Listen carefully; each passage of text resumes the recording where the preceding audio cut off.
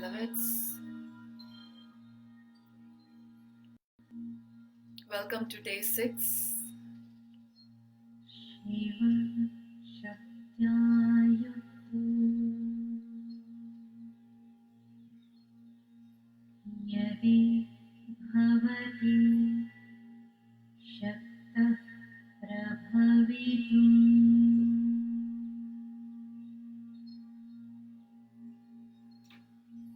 Welcome, Alia.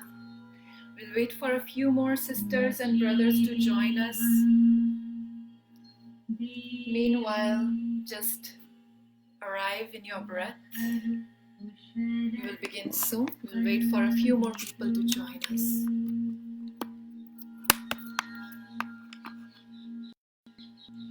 I wish I could share the fragrance of this Palo Santo with you. It's just so beautiful, so grounding, so calming.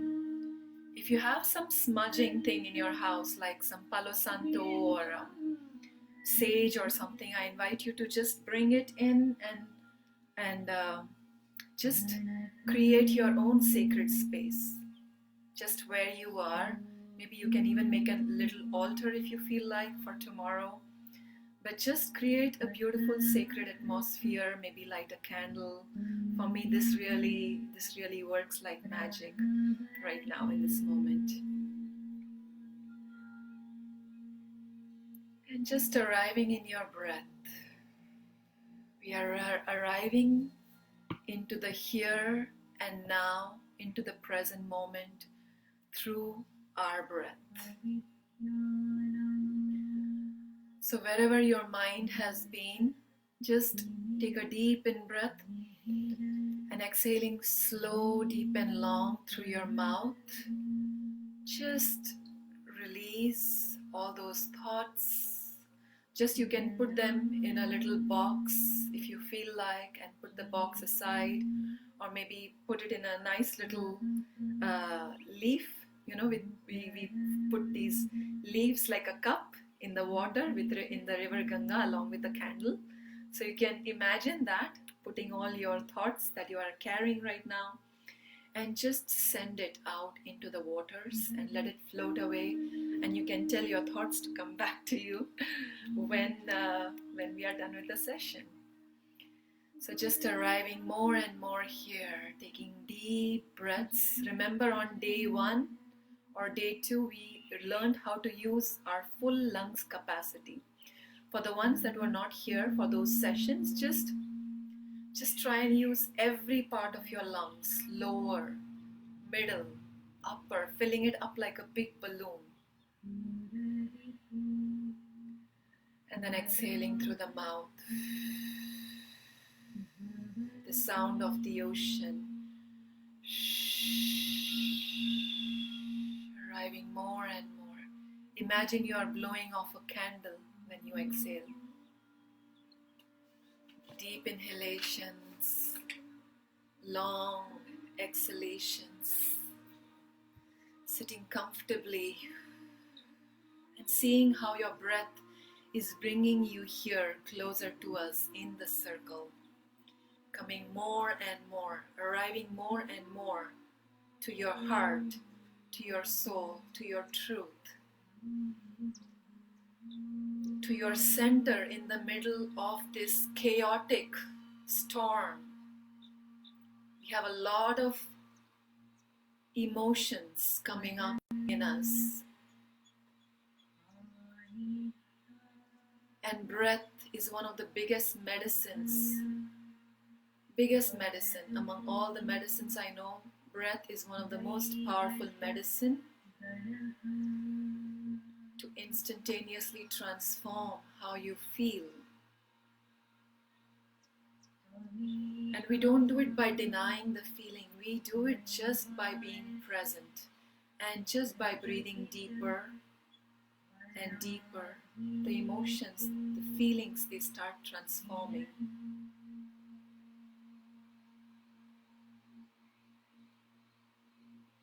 So taking deep in breath now, keeping any simple mudra with your hand and just making any sound that you feel like.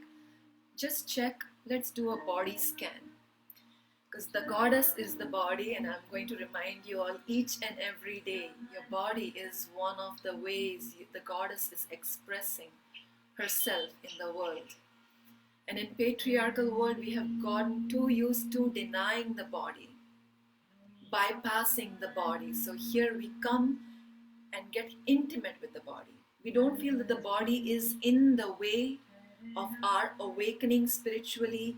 We see it as a channel, as a pathway to awaken. Because where are all the emotions? They are there inside the body. So we're going to enter the body. First, let's just do a body scan. Let's just take a look at how my body is feeling right now by just checking where is there tightness in my body. Where is there a feeling of contraction in my body? That's where you might be holding some kind of fear, some kind of unexpressed anger, some kind of tension. And now breathe deeply into this part, the part that is feeling tight and contracted. And when you breathe, you just see how you are opening up this part of your body and allowing space. Tell this part of your body, or whatever feeling that it is holding, that tell it that you have the right to occupy space. You know, sometimes when children are crying very loudly, you ask them to shut up, they cry sometimes even more, louder. But if you give them attention, if you give them space, then they calm down. So if there is fear, just allow it to be and just breathe deeply into this part. Don't try to push it away. Don't try to tell your fear you should not be here. But just give it your deep breath. Give it space. And exhale through the mouth. Long exhalation with the sound of the ocean.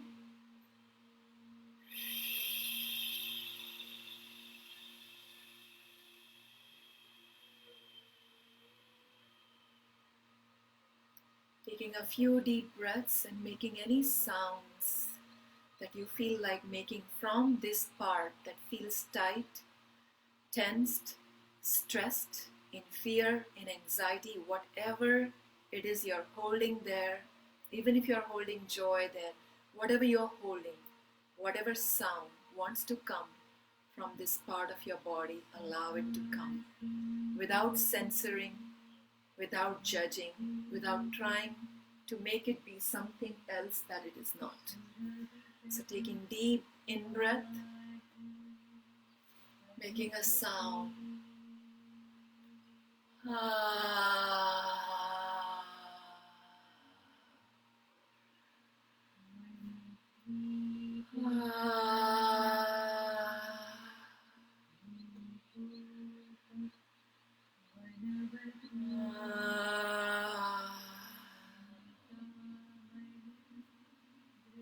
And if you want to make some small gentle movements as you're doing these deep breaths and sounds, you can. If you feel like yawning, you can yawn.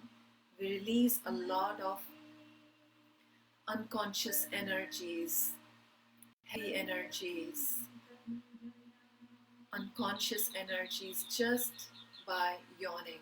So let the yawns come out. Let the sounds come out.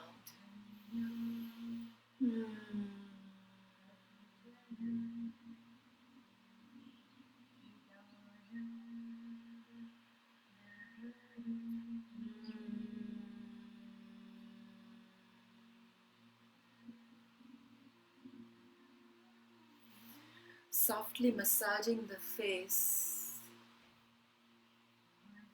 opening up the body by focusing on the face today, massaging the forehead.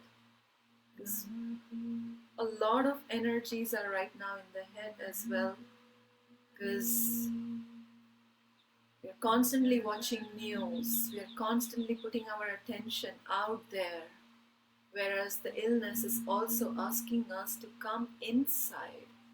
So now we are willing to come inside, just massaging the face, the cheeks, the eyes. The muscles around the eyes can be very tensed. And today we do the tapping. Yesterday we did the tapping more around just the chest area, around the below the shoulders. Today we'll do tapping on the face, just here in the sinus cavities. And as you are tapping, you can just affirm to yourself that I am safe. My loved ones are safe. The whole world is moving slowly towards safety. I am safe. My loved ones are safe. The whole planet is slowly moving towards safety. I am safe. My loved ones are safe. The whole planet is moving slowly towards safety. And then just a little bit at the base of the neck. Your voice is very much needed in the world, so let's just do the neck as well. I am safe. My loved ones are safe. The whole planet is slowly moving towards safety. I am safe. My loved ones are safe. The whole planet is moving towards safety.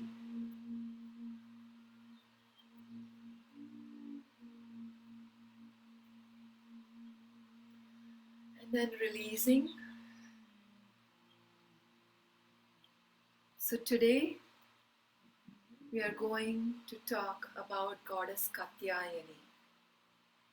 Goddess Katyayani resides in the 6th chakra. Today is day 6. And 6th chakra is the third eye. And right now, more than any other times, we really need to practice seeing things from our deeper side. The third side, the third eye. And this goddess, she is picturized as having 3 eyes. So we will do Kapalbhati practice again today, which I think we did it one of the days, because Kapalbhati really activates our third eye. It's like also called the brain cleanser. And then we will do Anulom Vilom, alternative breathing, which is also going to put our focus here. So one is activating and one is relaxing. Okay, so first we will activate the third eye and then we'll do the relaxing practice. So thank you all for your beautiful messages. Welcome everyone, Maria Magdalena, Laura, Ratan, Papa. Thank you all for your beautiful messages. Amita, Divya, welcome. Welcome to see so many new people. Shweta, welcome. So thank you all for joining. So let us begin with Kapalbhati first. Once again, we will do the simple basic meditation mudra. Just coming to your normal breath, first closing your eyes. No, actually before you close your eyes, I just assume that everyone knows Kapalbhati. But because it's such a common pranayama among the yogic communities, but I'll just show it to you. Good morning, Jodi. Welcome. Wonderful to have you here with us. So in Kapalbhati, we take a deep in breath and then we focus on expelling very vigorously, very fast. You'll almost feel as if our diaphragm is coming up, up, up, up. It's very fast and vigorous exhalation. So I'll just do it once very quickly. So it's just demonstrating.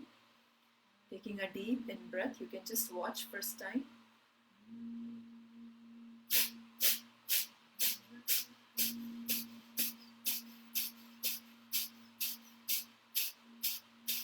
So as you can see, once I take a deep in breath, then my focus is mostly on exhalation. And exhalation, it feels like I'm pushing something out of my system.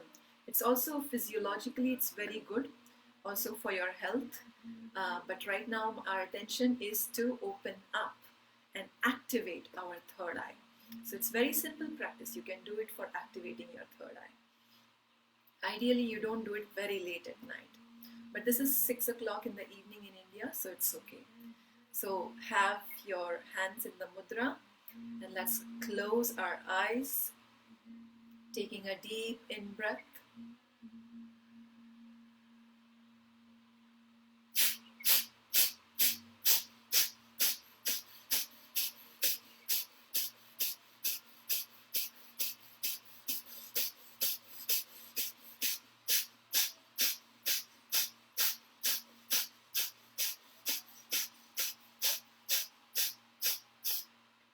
Taking a deep in breath.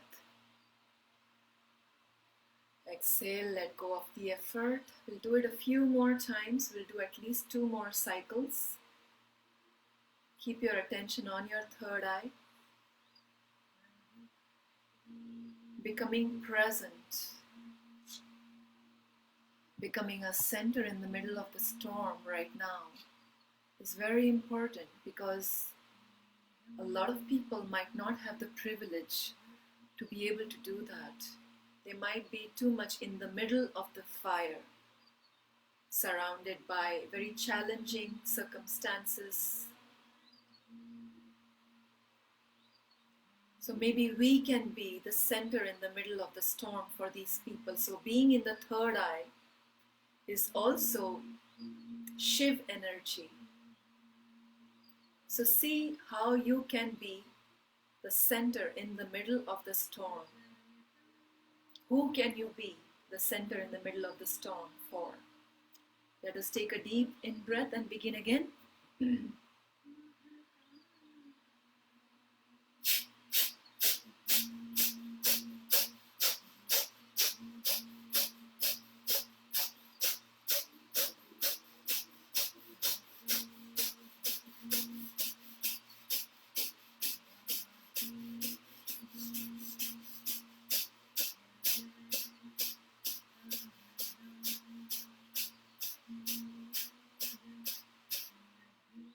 And release the effort, just breathe in. Taking a few normal deep breaths. Having a sip of water in the middle, in between if you feel like. Keeping your attention on the third eye.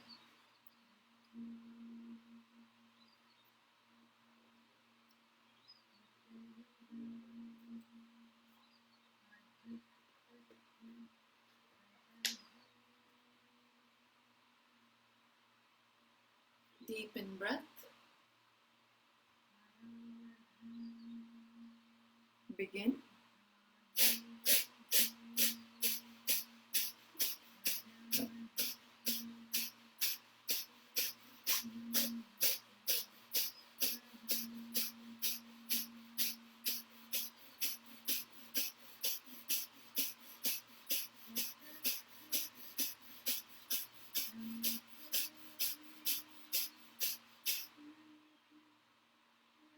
Release the effort, just coming to normal deep breaths.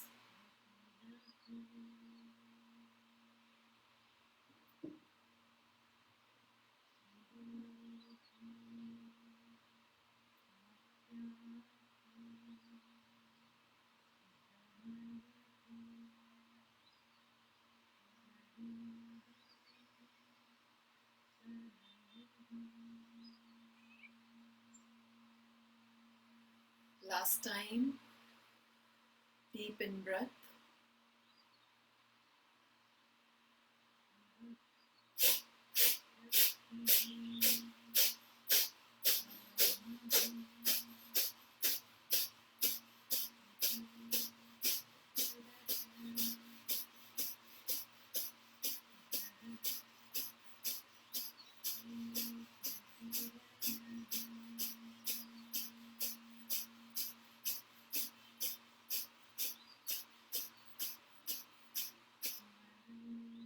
decreasing the effort, just coming to your normal breath.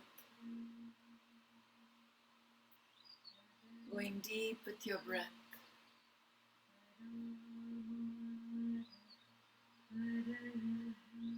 Keeping your attention on the third eye. Breathe into your third eye.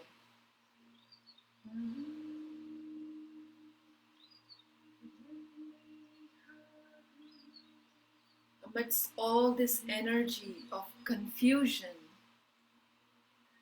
what is it that you know for sure? What is it that you are absolutely clear about?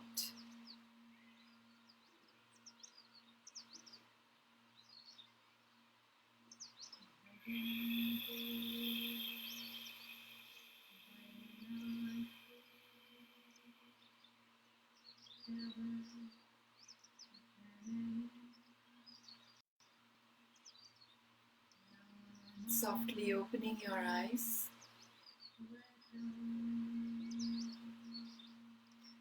The next breathwork practice we will do is alternative breathing. A lot of you all know this practice as well, Anulom Vilom. Alternative breathing, meaning you're going to breathe in from one side of your nose while keeping your attention on your third eye. So this is balancing the duality. Right now, with all the challenges that are going on in the world, a lot of people are going more into separation consciousness. They are going into the otherness. You are the other. My loved ones are important, but you are the other. I'll push everyone away from me so that I can get into the supermarket to make sure that my family is safe. It's okay. Fear sometimes triggers this kind of otherness kind of behavior. So here what we are going to do, we are going to balance the duality. We are trying to see that there is the center. We are living in the center. That there is no other. That I am inside of you and you are inside of me. Shiv is inside of Shakti. Shakti is inside of Shiv. We are balancing our Shiv and Shakti energy. We are balancing our Shiv and Shakti energy. We are balancing. We are realizing that I am there inside the other. Right? I always like to sit with the yin and yang symbol. And yin and yang symbol shows us this, that within yin there is yang, within yang there is yin. I don't see it here right now, but you all know the yin and yang symbol. Within darkness that's light, within light there is darkness. So when you are doing all these practices, also see what is this practice a metaphor for. Yeah? So what we will do is, we will bring our index finger and the middle finger of the right hand inside, if you are comfortable doing it this way. Otherwise, if you have learned it in any other way, please feel free, because a lot of yoga schools teaches this practice in a different way. And I'm going to close my right nostril. Exhale completely. In from the left. Close left, out right. And then in right. Out left. Whichever side you are exhaling from, you will also inhale from that side. Okay? And then I'll also do the last 3 breaths, I will do holding. Only if you feel comfortable, only if you feel that it doesn't make you feel afraid, then do it. Otherwise not. Okay? So, sitting in a comfortable position. Closing your right nostril. Exhale completely. Let us begin. In.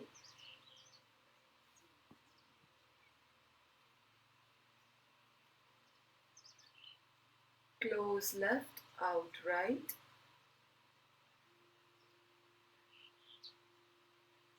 In right.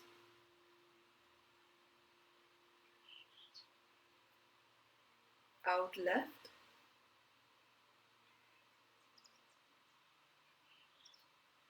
in left,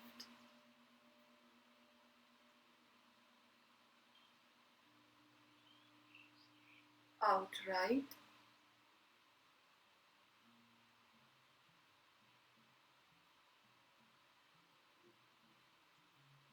in right,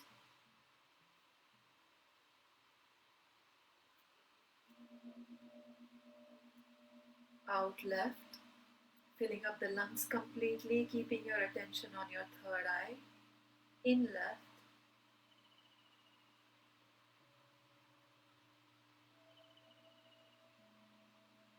out right,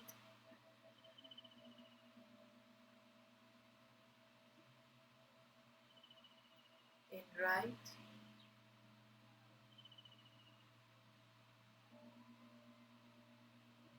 out left,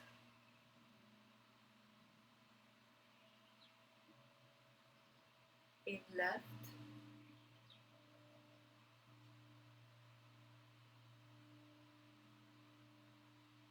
out right,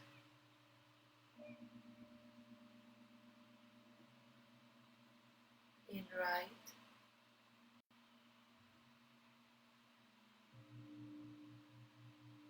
out left. If your hand hurts, just switch the hand, in left,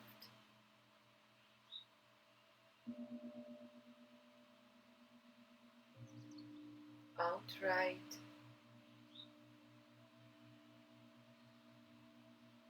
in right,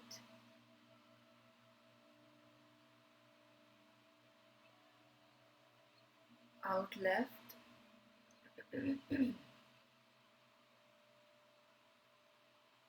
in left,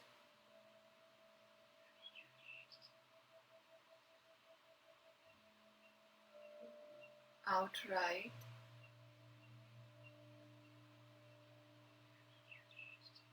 in right,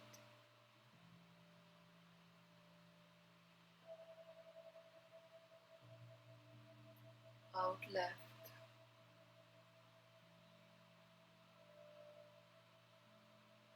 in left.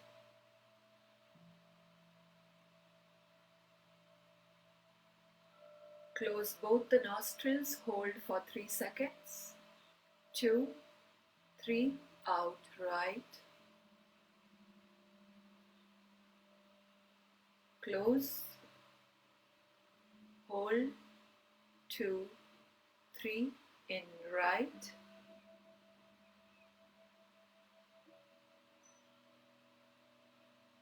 Close, hold, 2, 3, out left.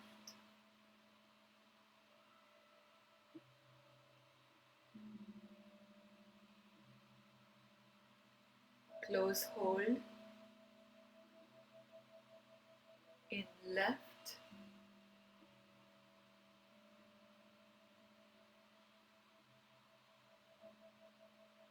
Hold, keep your attention on the third eye. Out right.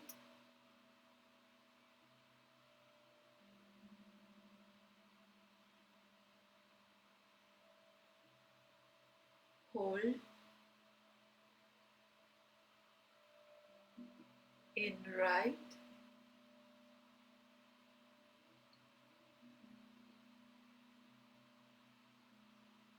Close, hold, out left.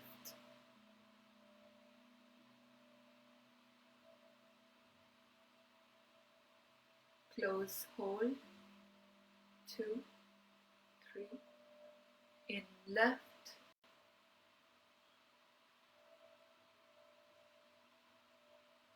Close, hold, out right.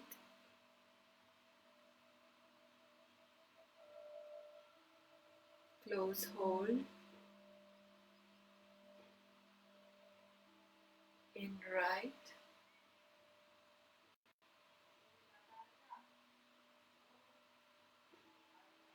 Close, hold, out left.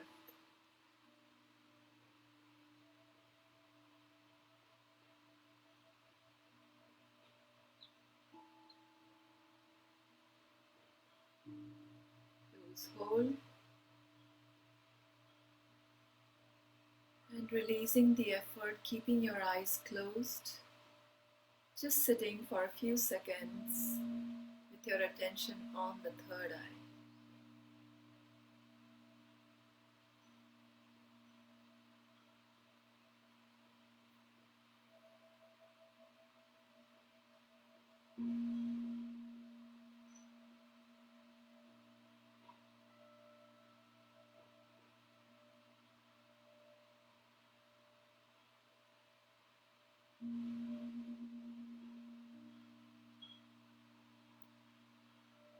Keeping your eyes closed, if you feel like lying down for the meditation, you can lie down.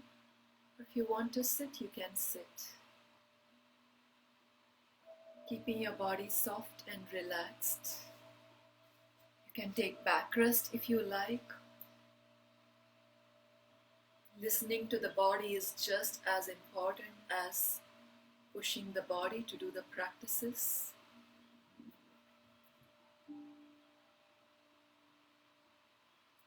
Seeing the cloud of fear that is around the planet. Seeing the cloud of unclarity and confusion that is all around us in the planet.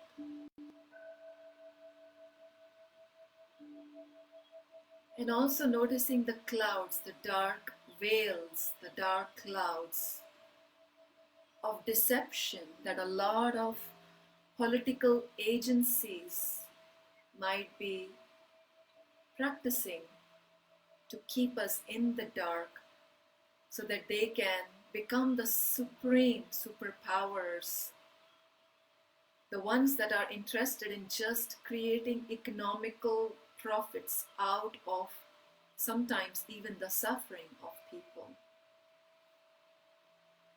So the dark clouds of deception. There are things that are going on at deeper levels sometimes we don't know about. So seeing all the dark clouds of unclarity, of deceptions, and then your own personal deceptions as well. Sometimes we are deceiving ourselves because we don't want to see certain parts of ourselves that are challenging to see. So we create veils of unclarity, veils that are covering up our third eye. Our third eye helps us have clarity and clear vision. And when our third eye is open and clear, we can receive clear guidance from our higher intuition. We can connect with our higher self very easily. We can connect with invisible guides, spirit guides, enlightened beings, awakened beings, fairy realm, whichever invisible beings, God archetypes, goddess archetypes, whichever beings you believe in, you can connect with these. When your third eye is open, you can get clear messages, clear guidance, clear direction. But when these clouds of deception, these clouds of confusion, these clouds of panic and fear sometimes will keep us from seeing things clearly. Seeing how getting sucked into the universal fears, we don't want to deny the fear. Fear is real response. It is very natural response. But if you are stuck in fear, then also seeing how it can keep you from being in your own center.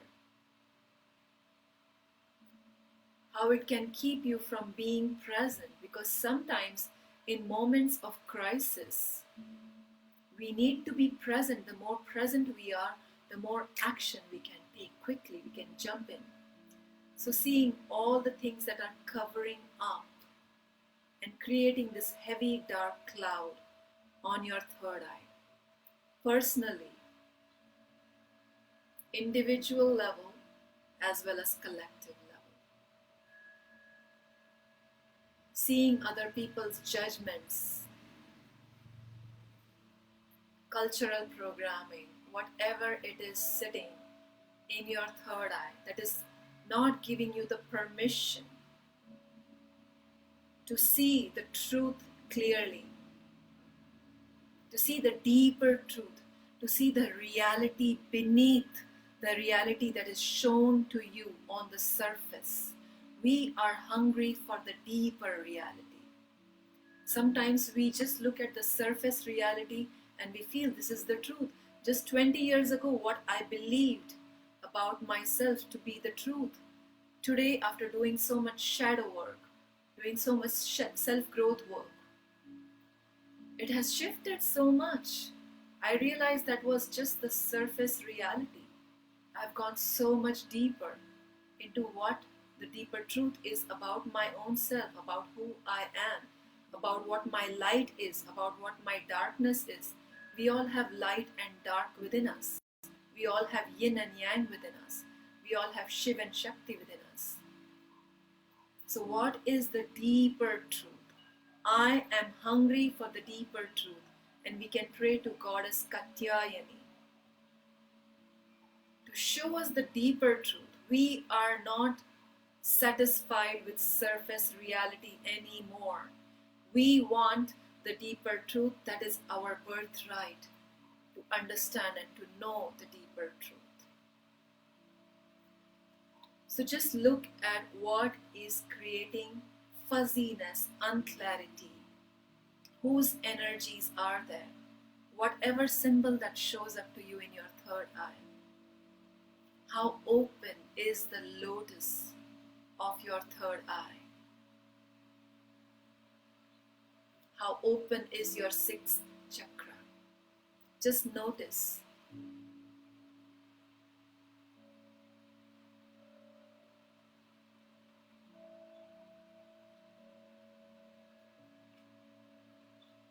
Let us bring in the golden sun of Goddess Katyayani, who is sitting on a lion, like most avatars of Goddess Durga are. Bringing in this golden sun into your third eye, into your sixth chakra.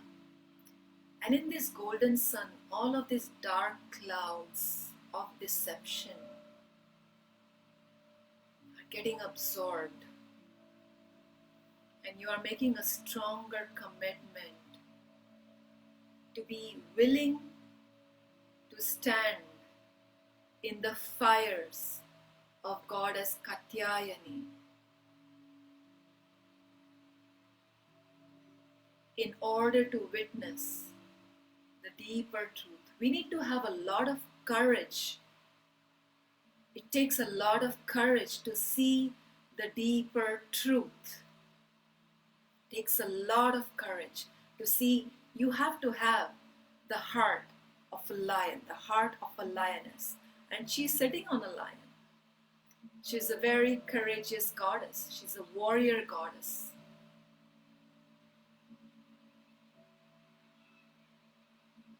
And seeing anything that you see that is keeping you from opening up your third eye. Whose ever energies that are sitting here. Someone from your family whose judgments that you are afraid of. That is why you're trying to be this fake Miss Nice or fake Mr. Nice. Maybe this is your culture's judgments, projections, control, toxic kind of control sitting here. Maybe there are political deceptions that don't want you to see the deeper reality, those lies that are sitting here, whether these lies and these deceptions and these untruths, whether they look like a dark cloud, they look like dark snakes, dark knots, dark rocks, whatever symbol appears to you, release it into this golden sun of goddess Katyayani.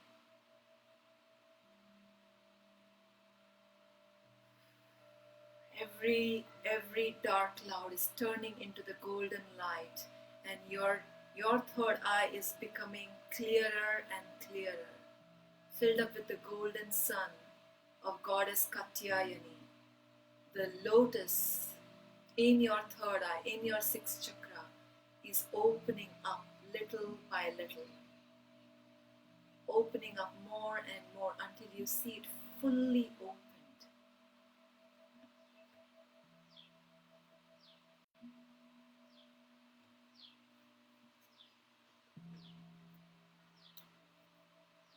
I am willing to see the deeper truth in my personal reality as well as the collective reality. I am willing to see the deeper truth in my personal reality as well as the collective reality. I'm willing to see the deeper truth in my own personal reality as well as the collective reality. I am clear. I am clear. I am clear.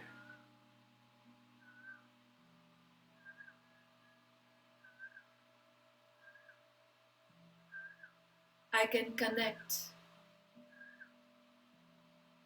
with my higher self and spirit guides to receive guidance easily and effortlessly. I am able to connect with my higher self, with my spirit guides, to receive guidance easily and effortlessly. I am able to connect with my higher self, with my spirit guides,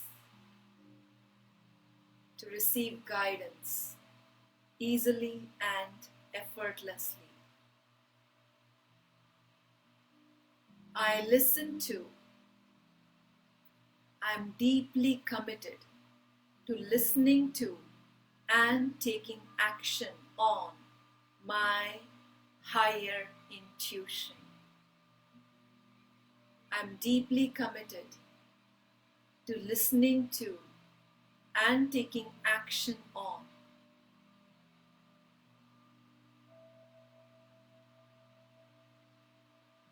my higher intuition. I'm deeply committed to listening to and taking action on my higher intuition. I'm committed to being the center in the middle of the storm for all my loved ones and for every being that is suffering. I'm committed to being the center in the middle of the storm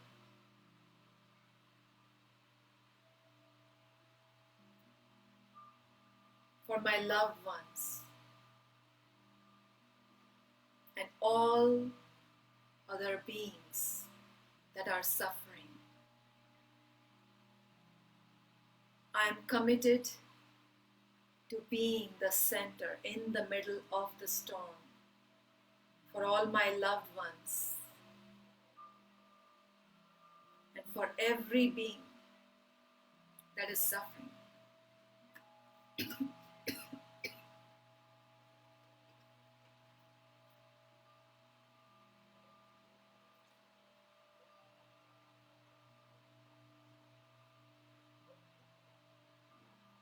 Taking a few deep breaths into your third eye.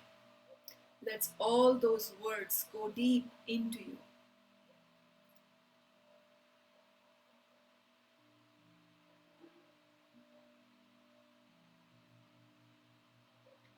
And just breathe into your third eye. Just stay in the center with your eyes closed and just breathe into this lotus, opening it up more and more.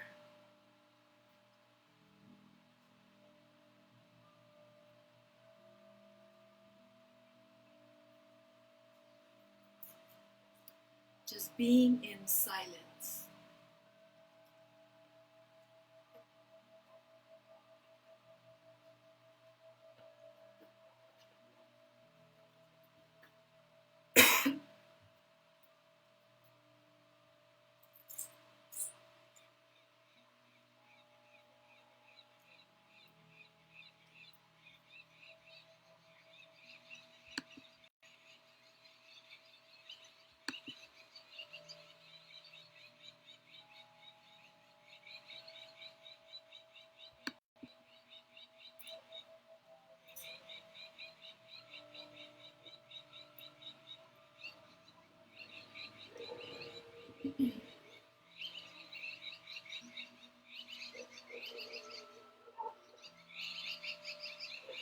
The Bij mantra for the third eye, for the sixth chakra,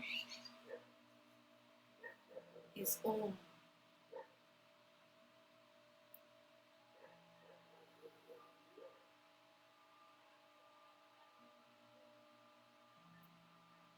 Let's bring our hands in a namaste in front of the third eye, chanting Om 3 times. Deep in breath, let us begin.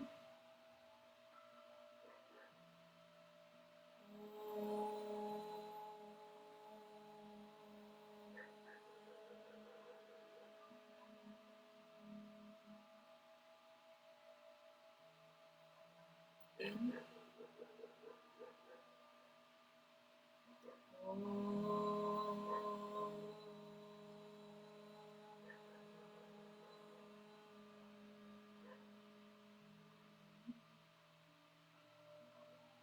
In.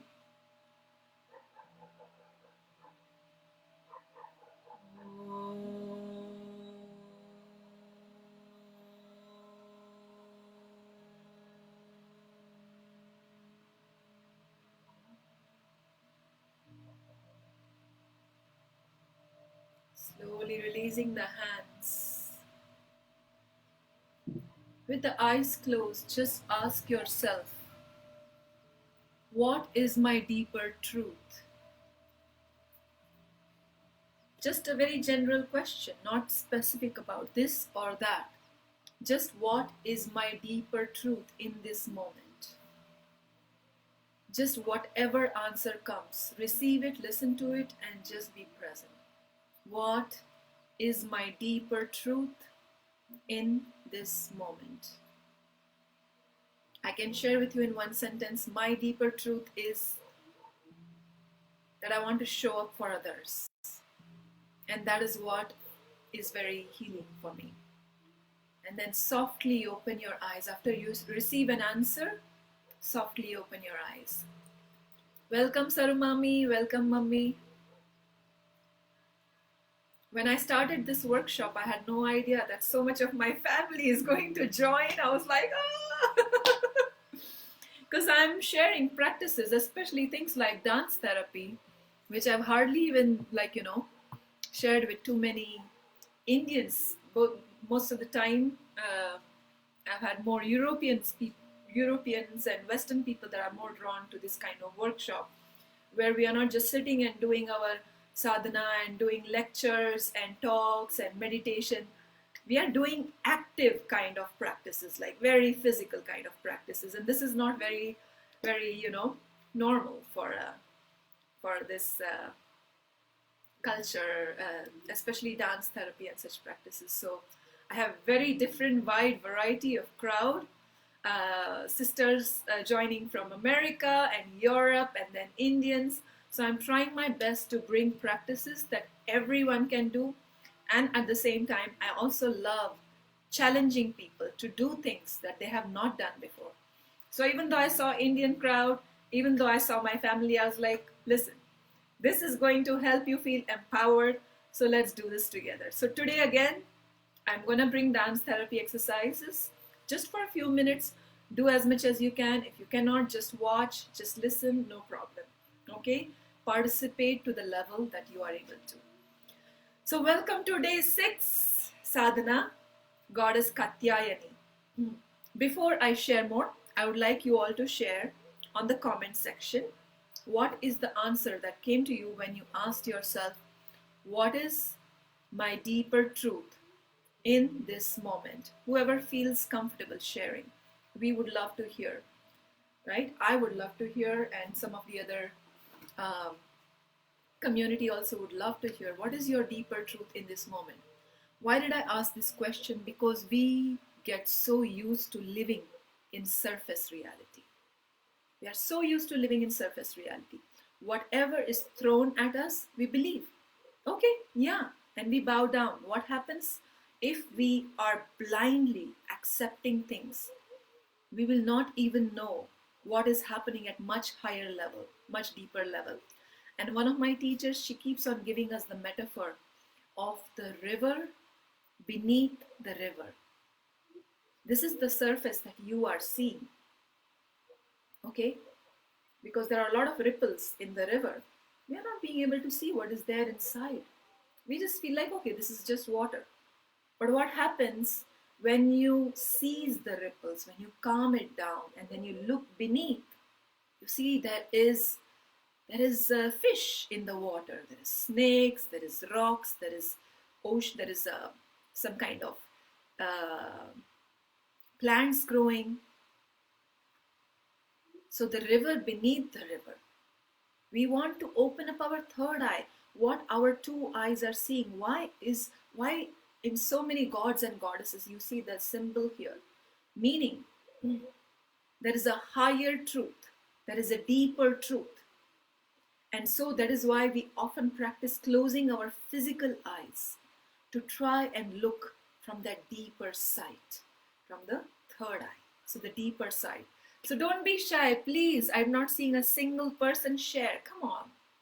It's okay, because through your sharing, everyone is learning, right? If I cannot get in touch with my own personal deeper truth in this moment, how can I get in touch with the deeper global level truth?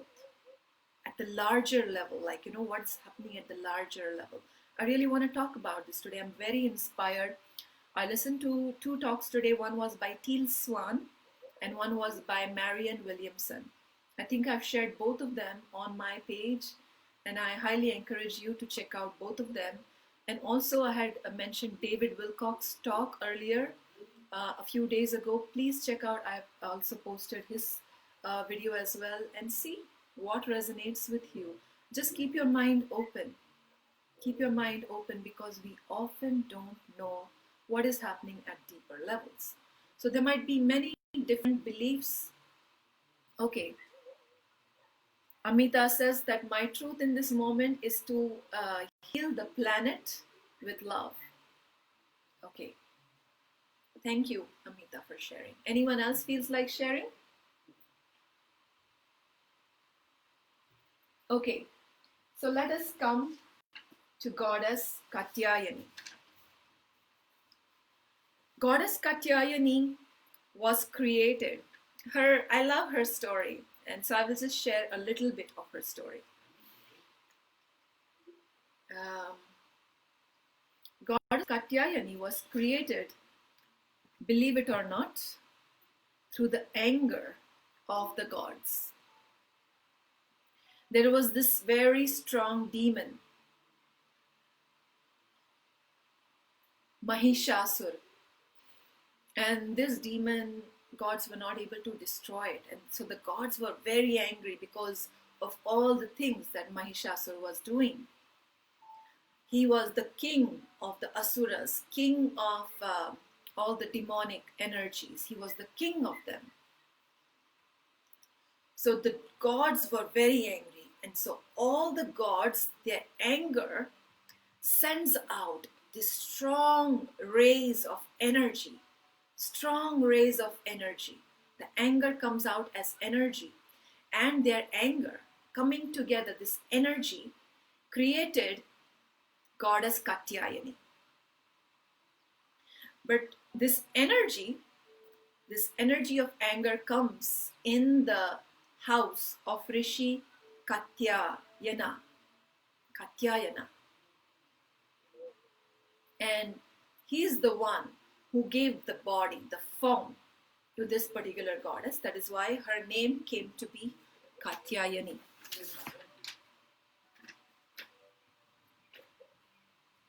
So this goddess was supposed to be in charge of destroying this demon, Mahishasur. So she goes into the land where all these demonic energies are, Asuras. And she is very, very beautiful because she has the light of 1,000 suns. Because she was created from the anger of the gods. And anger is what? Anger is fire. Fire is also light. So a lot of light, a lot of thousands of suns went on to create this goddess. So she has so much light. She has so much beauty. She's in the female form. So she has beauty. So all the Asuras, they go and tell their king, like, wow, this goddess, she's here and she's riding on a lion and she's just so beautiful. She is as beautiful as the thousands of suns put together. So Mahishasur, he's just like, he's so tempted by her beauty that he wants to claim her for himself. So she intoxicates him by her beauty. So he wants to marry this goddess. So he proposes to her. And she says, I will marry you if and only if you are able to fight with me and win against me in the battle. So she invites him to fight to win her hand in marriage. And when she goes into the battlefield, he's dressed, he is, like a buffalo. And she jumps from her lion on him, and when her foot touches the head, he dies. He's destroyed. Just by the touch of her soft foot is enough attack. He's destroyed. He dies. His head is cut off.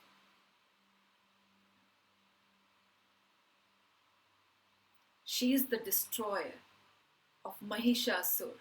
But what is the energy that she uses to destroy?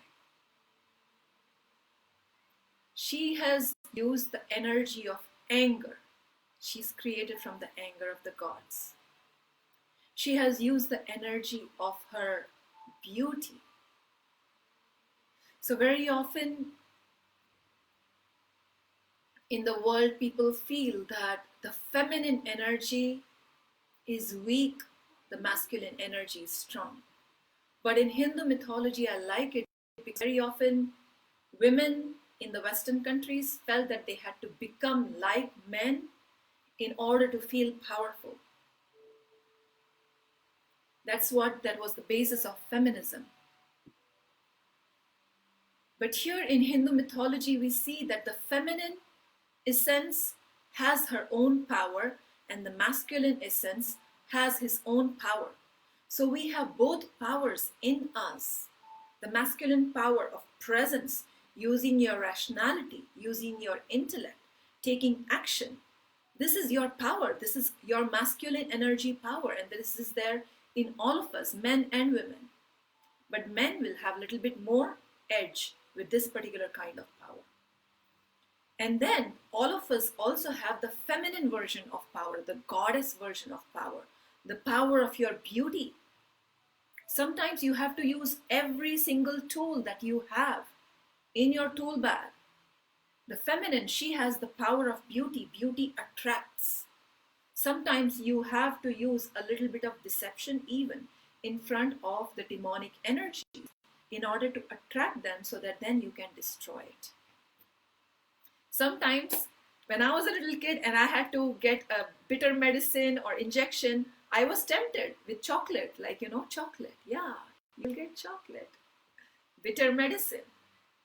So the demon is about to get bitter medicine from the goddess. So first she has tempted him with her beauty. Power. Beauty is power. But you have to use your beauty wisely. How are you using your beauty? And this is not just a question for women. For men, you might not think about physical beauty, but there is something beautiful in your life. How are you going to use this beauty?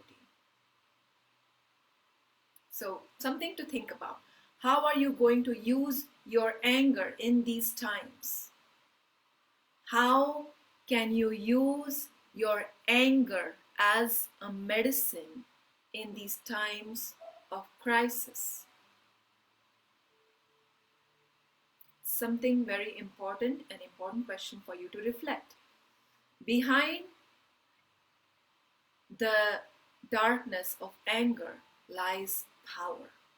And right now, we are all so much in panic, so much in fear, that we are losing touch with our power.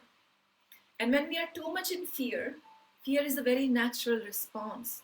We are going to feel fear. But going around telling people, don't feel fear, don't feel fear, don't be afraid, it's not going to work. It doesn't make the fear go away. So sometimes you have to awaken also the energies of anger so that you can get in touch with your power, get in touch with your courage.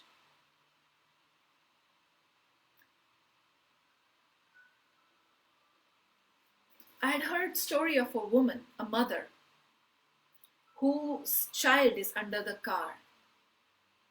And a lot of people keep on saying that fear and love cannot coexist. But this mother, she felt immense fear in her.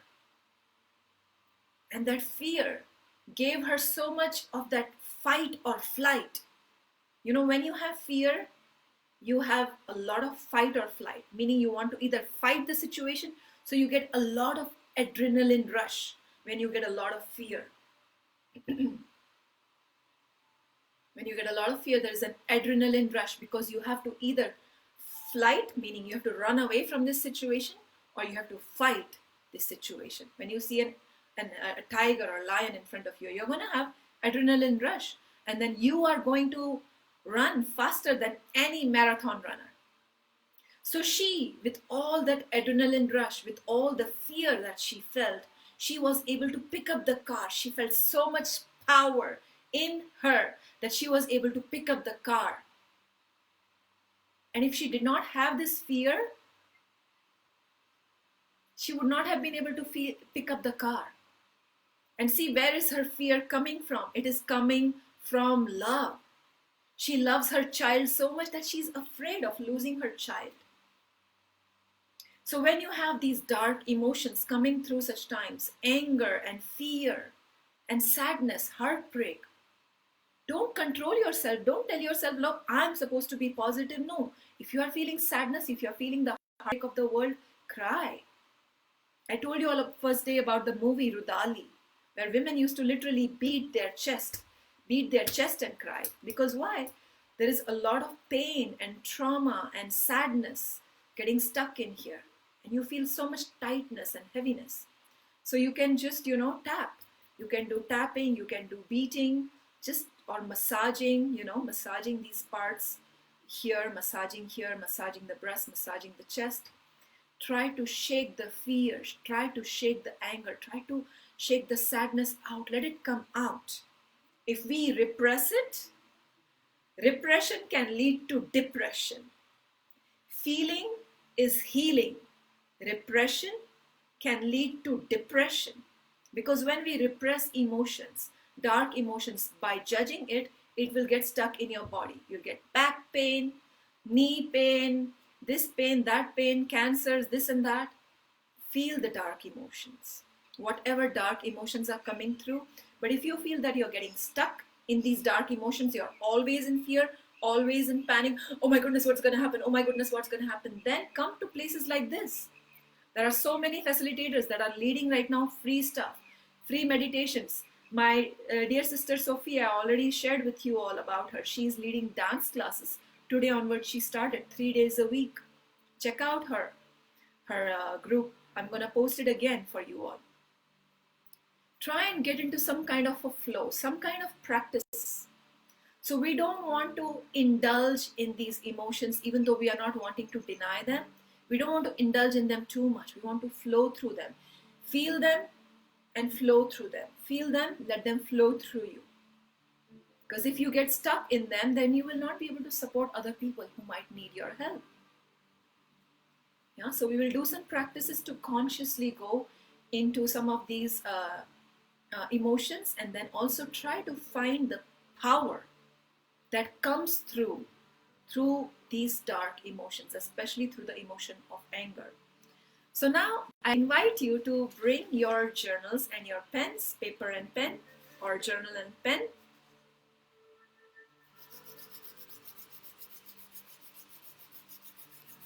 And now I want you to write down, we are going to go through journal for a few different questions. So since I just spoke about anger so much, and since this goddess is created from anger, can you believe how many times we have been told anger is bad, anger is bad? When I was a little kid, I saw this intense violence in my extended family, where one of my uncles was beating up, he had schizophrenia, so it wasn't his fault, but he was beating up my mom. And I was so scared. I was so frozen with fear. I was just a little kid. But I must have also had the desire to get angry. But I was so scared of anger. I started judging anger. I thought anger is equal to violence. Anger is bad. And I'm going to talk more about anger day after tomorrow when I'll talk about Goddess Kali. With Goddess Kalratri or Goddess Kali, I'll talk more about it. So I used to judge anger because I thought anger is equal to violence. So I repressed my anger. Anytime as an adult I was about to feel angry, I repressed it and I turned it into sadness, and I was comfortable crying my sadness rather than getting angry. But then I started realizing every time my boundaries were violated, I started realizing that I feel disempowered. I have no power in me to stand up for myself, to speak my truth, to tell someone that don't you dare treat me like that. There is a power in anger. But it has to be authentic anger. It has to be medicinal anger. It has to be anger that is aligned with truth. Shakti is married to Shiv. Shiv is truth. So Shakti is made from anger. This form of Durga is made from anger. But this anger is there to serve the planet. This anger is not there to destroy the planet. This anger is there to serve the planet. That is the big difference. So how about we start looking at anger as a coin that has two sides? One side, the shadow side, yes, it can become toxic and destructive. But what is the light side of anger? It can show us our own power. It can take us towards truth because there are a lot of deceptions going around in the world. How can we cut from the deception? Sometimes we have to take the sword of anger and cut the deceptions out to align with the truth. So when we are working with the third eye likes to, with the third eye, we like to see the deeper truth. What is my deeper truth? And I cannot align with my deeper truth if I keep on denying all anger. Without my anger, I cannot connect with my deeper truth. It is one of the medicines. So I invite you now to write down in your journal, how can anger be a medicine? For me personally, first personal reflections. In your personal life, how in certain moments can anger serve you? And how also you claiming your anger? How can it serve the planet? How can it serve the higher good? You claiming your anger, how can it serve you individually in your personal life? And how can it serve the planet? Remember, I'm talking about the light side of anger.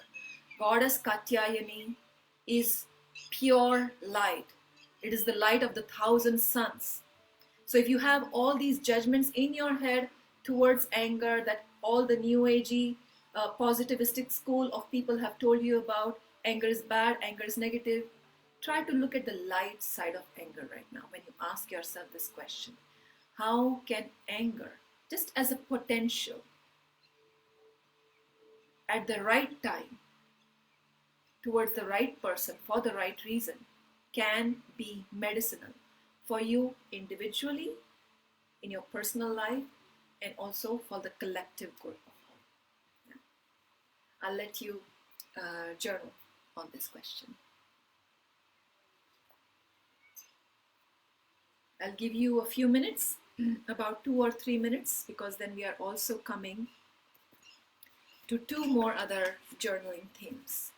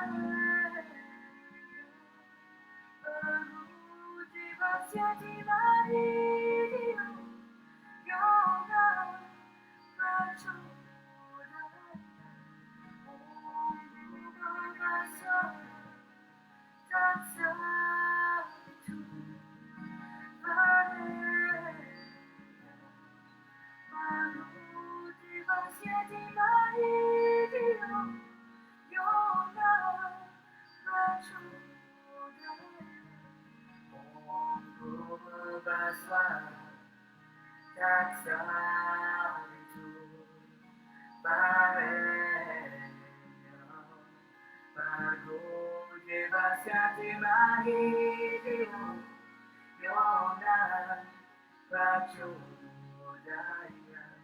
Om Guru Baswa Tatsavitu Vareya Bhargo Devasya Dhimahi Dhiyo Yona Rachudaya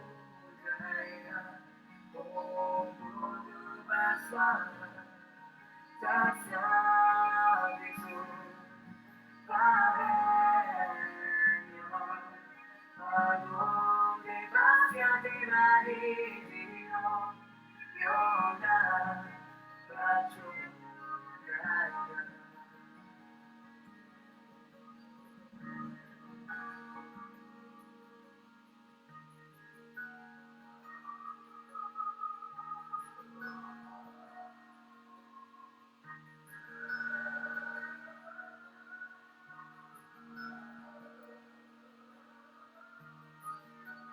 And bringing that one to a closing.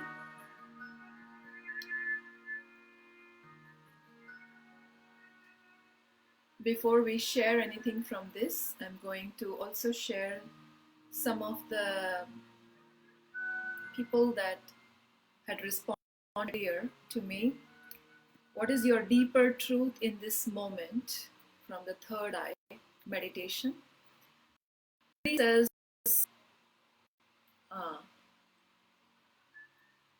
that's okay. You felt fear and tightness in your chest, and no problem. This is very raw. That is very real. We are here to become real. We are here to be very authentic with each other. So thank you for your authentic sharing, Jody. Isabel, her truth in this moment also not the message. Lola said she received the message that I am creative being with many talents to share. My truth in this moment is that I am a creative being with many talents to share. So that is wonderful, Lola. I'm really glad that you mentioned this, because in the two other things that we are going to share in our journals, this is pretty close to what I was going to talk about. And to love, Maria Magdalena says her truth in this moment is to love every person, even if I don't like them, to be in compassion. Yes, that's a powerful medicine. That is very true, Maria Magdalena. In this moment, we really want the love medicine, very deep and strong. Thank you, Mummy, for your kind comments. So now the next thing we will write down in our journals is based on what Lola says, that she has a lot of talents and creative talents to share. So a lot of you must have a lot of things to share with the world, but maybe you did not allow yourself the permission to share it. One of the gifts, it is we already, a lot of us already are focusing on what is not working in the world, the crisis. We're watching news, we are looking at YouTube videos constantly. What is the crisis? What is the fear, the panic? We are tapping into this portal. That is one of the portals. That is one of the things that is happening with the corona crisis. But there are also some gifts coming through. It's very hard to look at the gifts, because right now this is big darkness, right? This is a big cloud of darkness in our lives right now with this coronavirus. This is big darkness. But you all know the yin and yang symbol, right? What is there in the yin and yang symbol? Let me see if I can find it here. What is there inside the darkness? There is light, right? So it's great. We have to look at the darkness. We cannot deny. This is big, huge crisis. This is one of the biggest crises we have had in I don't know how long. But what is the gifts that is coming through this is, ask yourself, what is some things that you always wanted to do since years that you are now finally having the time to do? because we are all sucked into this money making and whatever other things that we are supposed to be doing. Out in the world, make money. Go out, do this job, do that, do that, do this, do that. We're always busy. We don't have the time to come to our inner world. We are always focusing on the outer world. And I have spoken about this outer masculine essence, inner feminine essence. In patriarchal world, we have this imbalance. We are always in our masculine essence. But that is like taking a deep in breath. Try and do this. Take a deep in breath. Without exhaling, try and take another deep in breath. Don't exhale, try another deep in breath, another deep in breath. Don't exhale. What will happen? You will die. You will die. You have to exhale. Inhalation, exhalation. Inhalation, exhalation. There has to be that balance in life. Masculine, feminine. Masculine, feminine. These are two essences. Shiv essence, Shakti essence. We have both in us. So we have come to this imbalance in our worlds. We are focused too much on the outside. So now we are getting the opportunity, the gift of going inside. So since years, I was telling myself, I was constantly doing my workshops. You all know this is the first time I'm teaching such a long workshop online. I hardly ever do this. That is why I am not on much better platforms. I know there are better platforms like Zoom to do this workshop, where I could have put all of you together. I could have had all your voices together when we are chanting, and I'm really regretting not getting Zoom in place, but I wanted to act fast. The workshop, the Navratri was coming up. I had just moved the previous night, so I had no time to learn and to, whatever. So it's okay. Next workshop online will be on Zoom. So I always tell myself, since years, I have chronic fatigue syndrome. So I always told myself that someday I will take a break. I will live in nature somewhere, and I will learn to be regular with my medicines, with my herbs, with my daily practice of breath work, specifically for healing my condition. And I will read this, I will write that, and all the things that I had thought someday, and I never was making time for it. Bam! Now, somehow, miraculously, I ended up living in a farmhouse in Pushkar in Rajasthan, India. I'm living in a farmhouse. I'm surrounded by nature. So now I'm okay, going to do all the things that I had told myself that I will finally rest. Because every month I am going to a new place, teaching my workshop, traveling here every month, living out of suitcase. So now finally I'm stable in one place. The thing I was thinking that in a few years someday I will do, universe said no. You know what? The time to do it is right now. So individually in your life, now I want you to ask yourself, what is the gift of this coronavirus personally for you? What is something that you always felt like, I really must do this, I really want to do this, but you did not give yourself the time or the permission to do it? So make that list. Okay. Yes, Lola, I will definitely do it. The thing is, I've already posted on all the platforms that it is going to be here.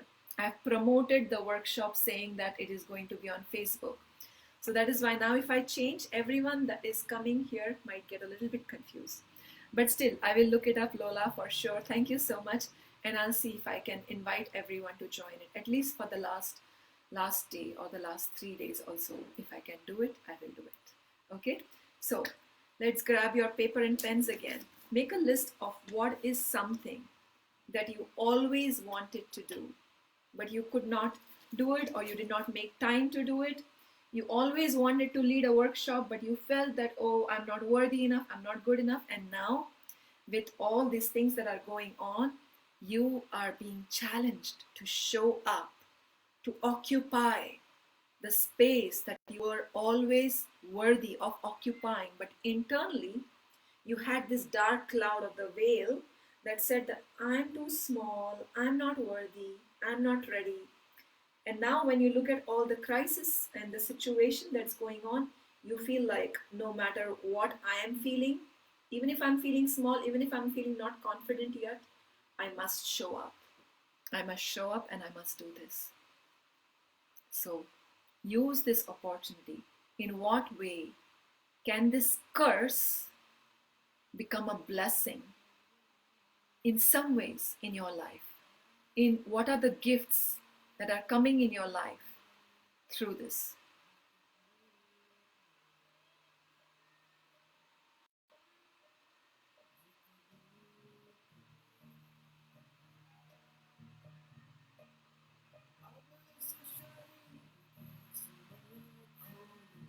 What are the gifts coming in my life? What are the things that I always wanted to do, but I did not make time to do it, or I did not believe enough, or had enough courage to do it? Remember that mother who lifted up the car. Her courage to lift up the car came from her fear.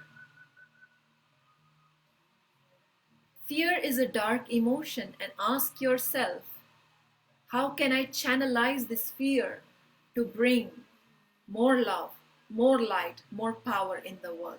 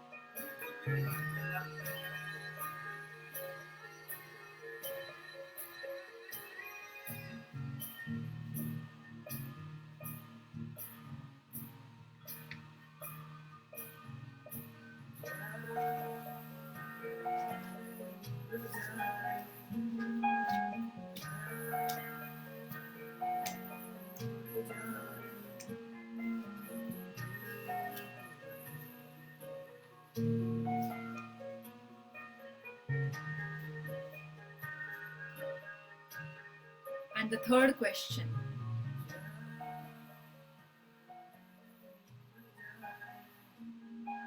actually, let's just work with these two questions today. We can do the third one tomorrow. Okay, now for my most favorite part, I want your voices here. Now I invite everyone to share both the things. One thing from the first list, how can anger be a medicine? How can anger be a medicine for you individually and at collective level? One of each, one individual, one collective. So two benefits to light side of anger. And then one sentence also from what is it that you always wanted to do but did not get the chance or the time or the attention or psychological preparedness to do, and now this crisis of the virus is giving you the courage and the strength to do it. Okay.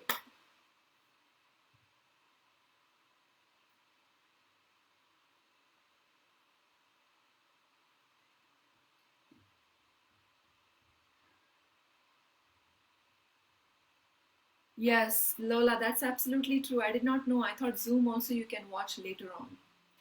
But yeah, this is good, and I'm going to put all of these videos together in one particular album that will be titled Navratri Goddess Festival Workshop. So anybody who wants to visit after a few months even will have all the 9 videos back to back ready in it to watch. So thank you for that comment. So start typing, everyone. I'm so eager and so excited to see what everybody's sharing, and then we'll go into our movement practice. So maybe I will start preparing the space for the movement practice right now, so that yeah, I will use this time. While you all type, I will just prepare the space. But please start typing, everyone.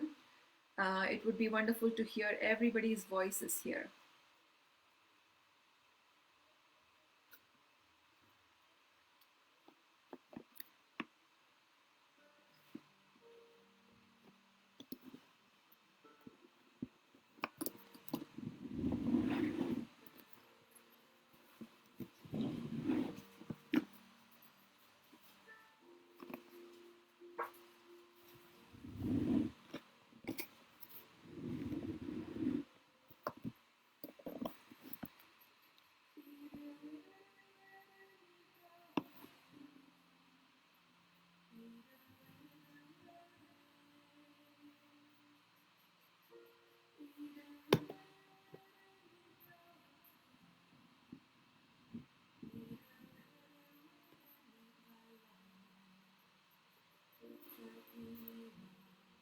Keep typing your comments, please. We are waiting.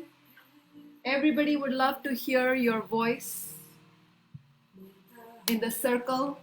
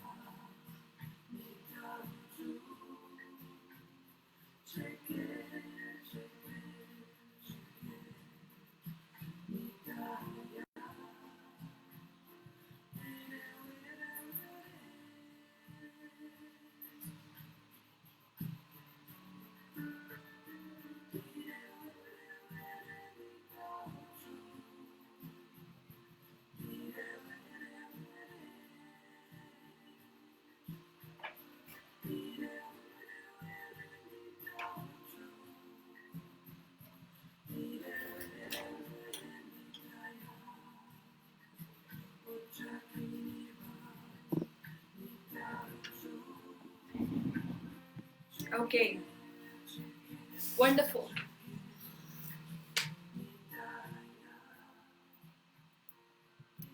Jody. Jody says, anger can help me set boundaries, very important, and protect my loved ones. In the world, it can help me take right action and become more politically active. Yes, this is very important right now. Please do your own research and see what you find, because there might be so many things going on beneath the surface. Remember, I said the water beneath the river, beneath the river. Look at, there are some political agendas also going on. There might be some economic agendas also going on.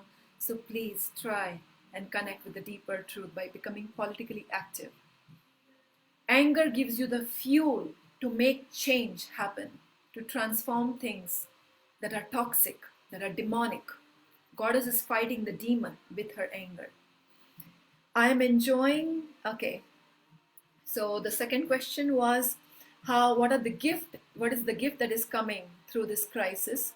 I'm enjoying the blessings of Mother Corona by reading, meditating. So she's enjoying the blessings of being a mother by reading, meditating, doing yoga, and spending lots of time with my son. Beautiful. Amita says, I use anger to be free and feel relaxed. So she's using anger to create freedom for herself. See, India is a culture where women, most women, yes, even today, no matter how many times people say women are allowed, to drink, to wear short skirts, and to get education, to have a job. No, that's not enough. I need to be able to think for myself. I need to be able to have my own voice, not the voice that the culture wants me to, share. Not have my culture's voice sitting as nice. So yes, Amita, I understand why you said that the anger helps you set yourself free. And it also helps her open the doors to forgiveness, which is very important. So in the book Women Who Run with the Wolves, Clarissa Pinkola Estes says that anger is a very important stage that we have to go through when our boundaries have been violated in order to come to forgiveness. Very often we just say I forgive you too easily. Sometimes it's one of my exes who ill-treated me so badly, like many years ago, when I was in my early 20s or something like that. He treated me so badly, and I was sending him long emails of forgiveness, of unconditional love. No, and he didn't even ask me for forgiveness. So we want to sometimes forgive without feeling the anger. I did not allow myself to feel any anger towards him. So you need to go sometimes through the stage of anger, which is very natural, and then come towards forgiveness. Otherwise, the forgiveness will be superficial and not really deep and real. Wonderful. So Amita is also saying that the gift that is coming in her life through the crisis of coronavirus is I get time to create my workshops on chakra science. So that's wonderful. So any of you that is going to lead anything, please in the comments share a link of whatever you are going to lead of your event. This is for all of us. This platform is not just for me. Any of you is leading anything, please share. Okay, Alia says about anger, how anger can be a medicine in her personal life. She says, I realized that I did not allow my anger to come out because it doesn't fit the role of a yogini, right? Can you think of any other ultimate yogini beyond Shakti? Shiv and Shakti, they are the original yogi and yoginis. And it is their sacred union that created. What is yoga? Yoga means yuj. Yuj means to have union. It is their union that is creating this yoga field. And yet, Shakti has anger in her. Also, when he takes Rudra Swarup, he has anger in him. And yet, why are all the yoga schools telling you that if you are angry, you are a toxic and negative person, get out of my class? In my classes, in my workshops, I tell students every aspect of you is welcome here. I need each and every part of you to be here. When I'm leading my workshops, I tell my students, my high priestess is sitting in the center. There is my anger. There is my sadness. There is my jealousy there. There is my competitiveness there. All my shadow is here. But the one who is sitting in the center, leading the workshop, is my higher self, is my priestess. You can have all these dark qualities in you. And remember, the darkness can also come to serve the light. if you become aware of it and you cultivate it consciously, which we all must do right now. These are the times that we are required to use it. Thank you so much, Alia, for that message. Because it doesn't fit the role of a yogini. Anger doesn't fit the role of a yogini. But what about authentic anger? Right? We have been asked to toss the baby out along with the bathwater. In Western language, there is a phrase in English language: "Don't throw the baby out along with the bathwater." Meaning, don't throw the entire idea of having anger out altogether. To get stuck in toxic anger, being an angry natured person all the time, yes, that's not very healthy.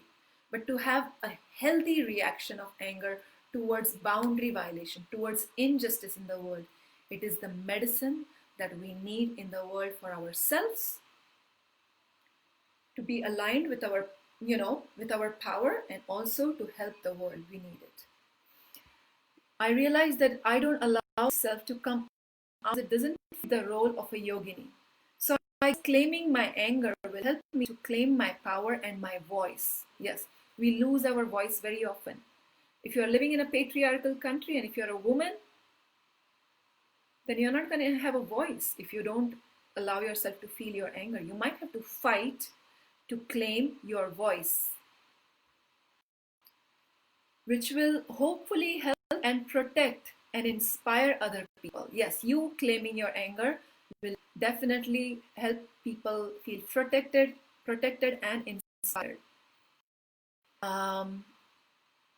If they are suppressing their anger, yes, if there other people, whoever is suppressing their anger, if you claim your real authentic anger, which is medicinal, so that you can claim your truth. Sometimes you also have to get angry towards your own parents, towards your own partner, if they are not allowing you to be your true authentic self. You have the right to be yourself. You have the right to be yourself. Okay. With Corona, Alia says, I give my permission to myself to not run around and to take rest. That's wonderful.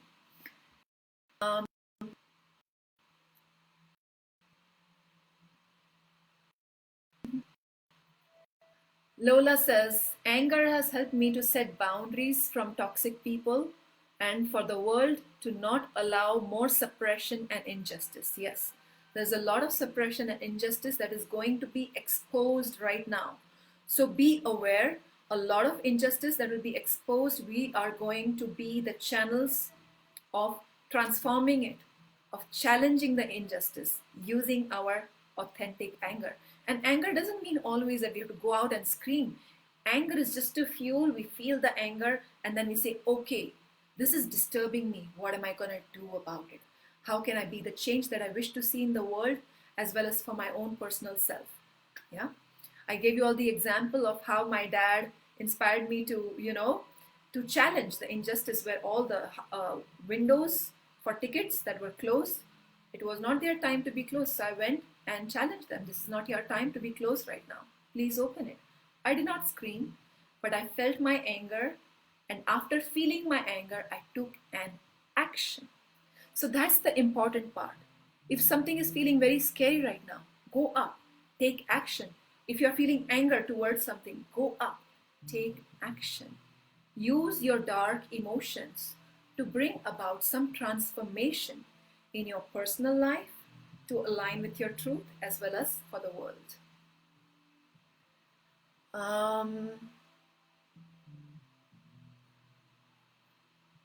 Lola says that for the world to not allow to, yes. And then the gift that is coming through this virus for her personally is to go more inwards, to recognize myself in these days. That's beautiful.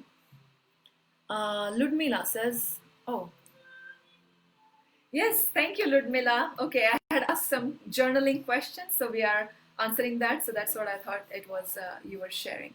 Okay, let's get ready for some movement. Move the energies, move the energies. Rise up to your feet, have your feet slightly apart, and let's go into the war field, right? This goddess is also a warrior goddess. So many of goddess Durga's forms are all about going into the battlefield using her anger to fight demons. And these demons are not necessarily just external demons. Right now, a lot of us are sitting at home, all alone sometimes with our families. So a lot of our inner demons are also going to come out. I just posted I just shared one post on Facebook that domestic violence is increased by 30% in France. I don't know what's happening to the rest of the world, because a lot of time sitting in the house means I have to face my own demons, and demons are being projected on my partner. So how can you, if you have this much kind of toxic anger in you, rather than beating someone up, how can you close the door and let yourself feel your anger and dance your anger and do something creative and helpful and healing and protective for the world with your anger? Rather than hurting the world with your anger, we are going to use our anger to protect the world and to come and be aligned with truth by using the energy of anger. We are going to feel the power.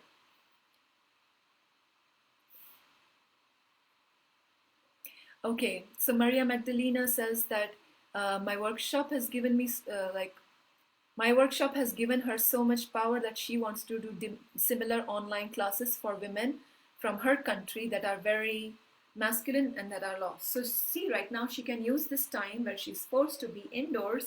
She can start teaching these workshops online. So wonderful, lots of gifts, as I can see that you all are noticing all the gifts that are coming from this this virus and from this crisis. Okay, so let us begin with some practices. Okay,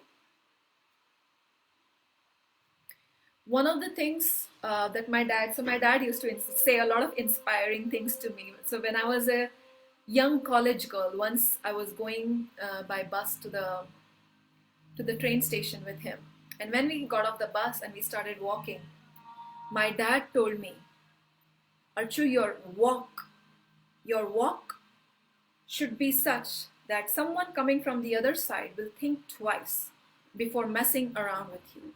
So right now I want you to rise up and think of how you stand normally. What is your normal body language? What is your normal body language? How do you normally carry yourself? How do you normally stand? Okay? The person that you are right now, what is the level of self-esteem that you have? What is the level of alignment with your truth that you have? That person, what is her body language? Now think that if you were goddess Katyayani, sitting in your third eye, if you were her, what would your body language be? What would your eyes look like? What would your chin look like?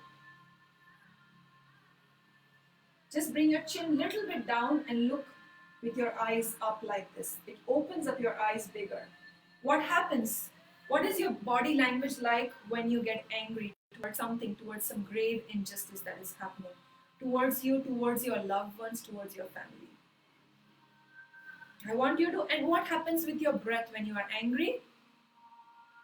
When you are angry, what happens to your breath? You start breathing very fast. So I invite you to start breathing very fast, like a warrior. Think of something that happened in your childhood, in your entire life, just one incident. Remember one incident that triggered you when you should have gotten angry, but you did not. But maybe you did get angry, but just try to have that memory. Think of that memory and make your breathing very fast and rapid. We are going to go into warrior mode for a few seconds. Keep your mouth open and in, out, in, out, in, out.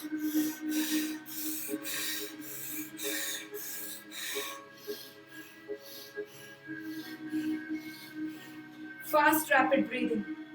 What happens? What else happens when you are angry with your body language? Open up your feet, make your knees a little bit lower. Bring your chin down. Have your warrioress look in your eyes. Goddess Katyayani is here. Keep your breathing fast.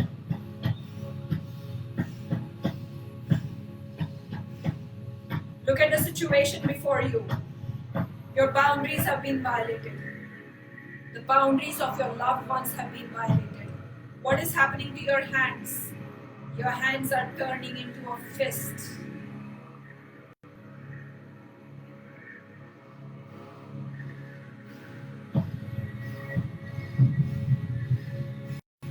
Focusing on your eyes and on your breath, on your hands.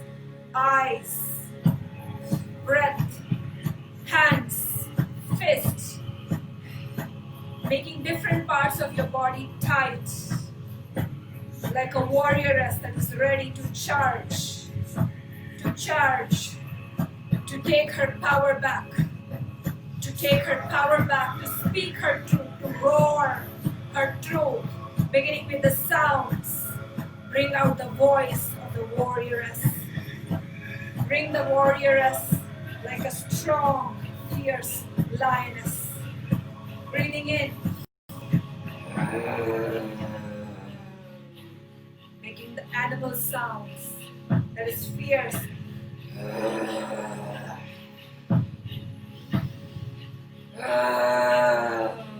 Feel your boundaries being violated and see how it boils your blood when your boundaries are violated.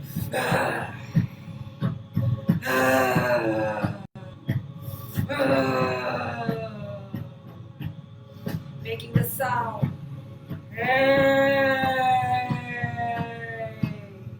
Making very low, soft voice first. Bring the volume low. And then one step louder.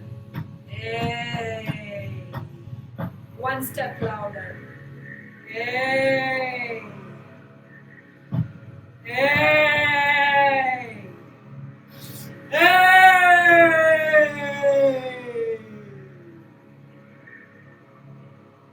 Taking the trident, the weapon of Katyayani.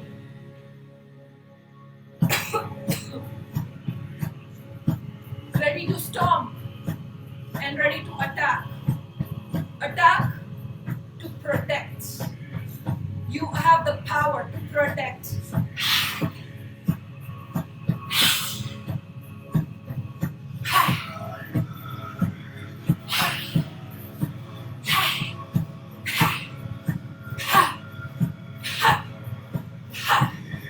Boundaries.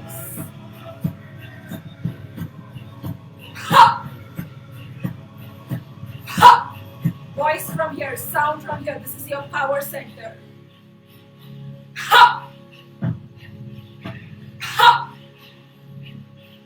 No. No. No. No. No. Taking the sword of truth that wants to cut off the deceptions. Internal deception. How am I deceiving myself? How am I deceiving myself? How am I keeping myself from living my authentic life? From claiming my voice? From aligning with my truth? How are there external deceptions about what is happening in the world? Internal deceptions, external deceptions. You want to cut it out from your life so that what remains is your golden aura of consciousness, light. You can see the truth that is hiding in the dark when you shine your light. So taking your sword, hey, I'm cutting out my own internal deceptions. I promise to not deceive myself anymore. I promise to not deceive myself anymore. I promise to cut out the deceptions from my life. I'm making a commitment to cut out the deceptions from my life. I will not deceive myself anymore. I will not deceive myself anymore. You cannot deceive me anymore. You cannot deceive me anymore. You cannot deceive me anymore. You cannot deceive me anymore.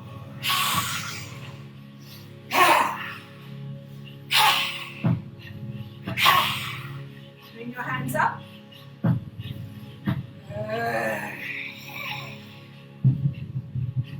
This is who I am. Take it or leave it. This is who I am.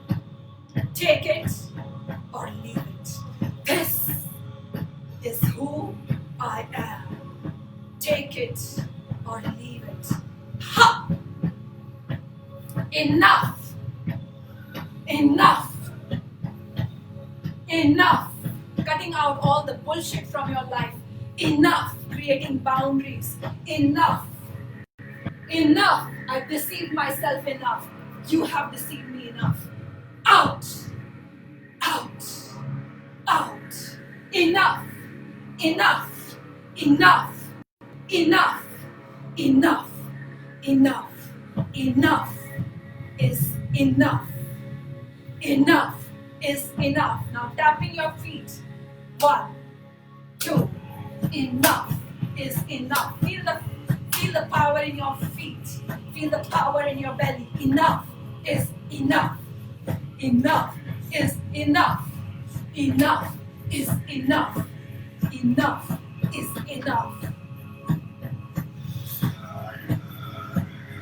Don't you dare.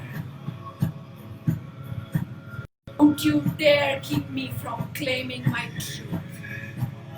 Don't you dare. Don't you dare. Don't you dare keep me from claiming my power. Don't you dare.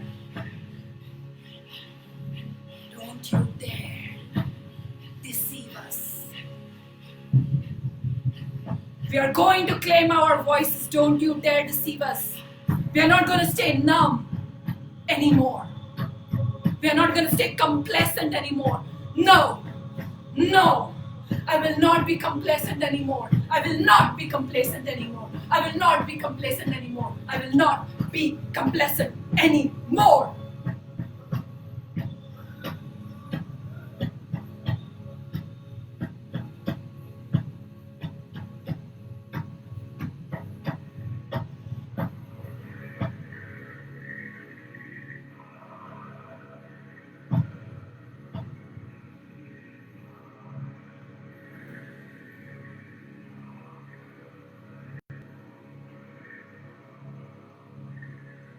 I am fully aligned with my truth, with my power.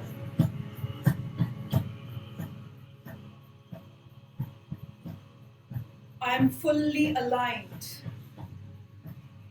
with my truth,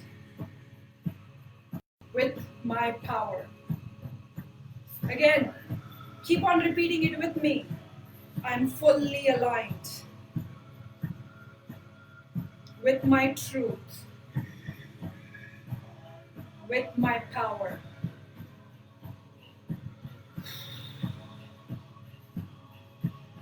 I am fully aligned with my truth, with my power. Place one finger here, one finger at the back. Make a line. Make a line from the front finger and the back finger. Make one line from this finger to this finger. And whatever center you find, be in that point.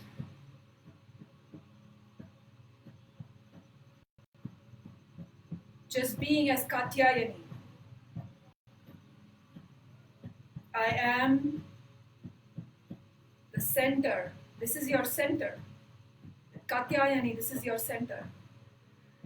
I am the center in the middle of the storm. I am the center in the middle of the storm. Hands in Namaste in front of your third eye. I am the center in the middle of the storm. And then thanking the goddess Katyayani for claiming your body. Thank you. Thank you. Thank you for coming and awakening through my body.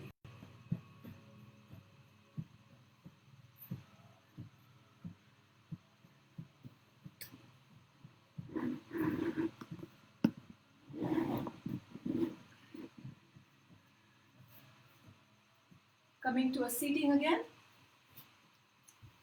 for the closing.